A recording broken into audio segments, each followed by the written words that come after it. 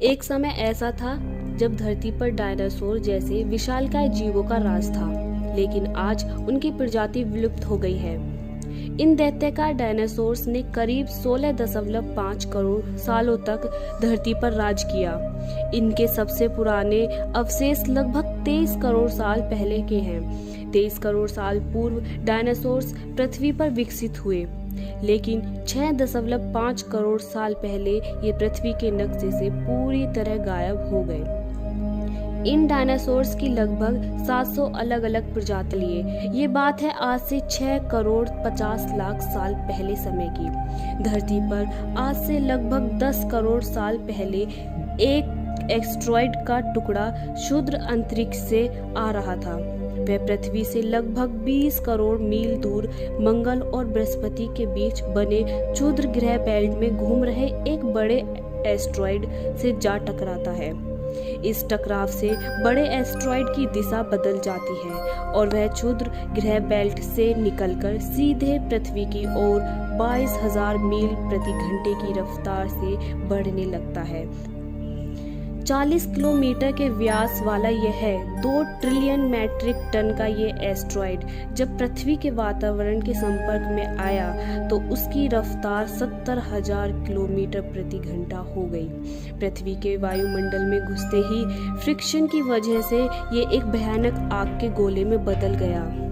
इसकी चमक इतनी अधिक थी कि धरती पर टकराने से पहले ही हजारों जीव आग के इस गोले की चमक से पूरे अंधे हो चुके थे। कुछ ही क्षण में यह एस्टेरॉयड मैक्सिको की खाड़ी के पास जमीन से टकराता है और लगभग 35,000 डिग्री सेल्सियस की ऊर्जा वाला भयंकर विस्फोट होता है।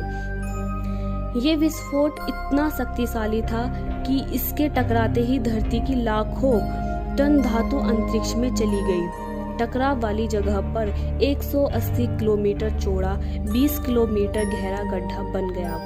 विस्फोट के कारण गड्ढे का सारा मेटल और पत्थर आसमान में धूल के बड़े बादल में बदल गया। धरती के महाविनाश की प्रक्रिया आरंभ हो चुकी थी।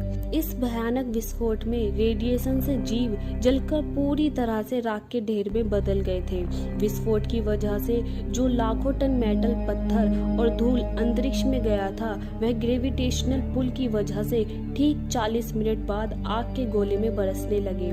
साथ ही धूल का बड़ा तूफान 6,000 किलोमीटर प्रति घंटे की रफ्तार से पृथ्वी की दूसरी तरफ मौत लेकर आ रहा था, जिसके कारण धरती पर सूरज की रोशनी पहुंच पाना असंभव हो गया। गर्म हवाओं का तापमान 100 डिग्री सेल्सियस से ज्यादा होने के कारण सारे पेड़ पौधों की आबादी जलकर खाक हो गई थी। विस्फोट के 90 मिनट बाद तापमान 200 डिग्री सेल्सियस तक बढ़ गया, जिसके कारण जो डायनासोर्स विस्फोट के कोसों मील दूर थे, वे भी इस गर्मी से बच नहीं पाए। इस महाप्रलय से धरती की कुल 90% प्रजाति पूरी तरह नष्ट हो गई थी। बाकी 10% जीव वो जिंदा रह सके जिनका वजन 30 किलोग्राम से कम था। इसका कारण ये था कि इस महाप्रलय में लाखों की संख्या में जीव मारे जा चुके थे और पेड़ पौधों की सारी आबादी भी जलकर राख हो चुकी थी, जिसके चलते यहाँ जो बड़े और विशालकाय जीव बच गए थे, उन्हें भरपूर मात्रा में खाना ना मिल सका।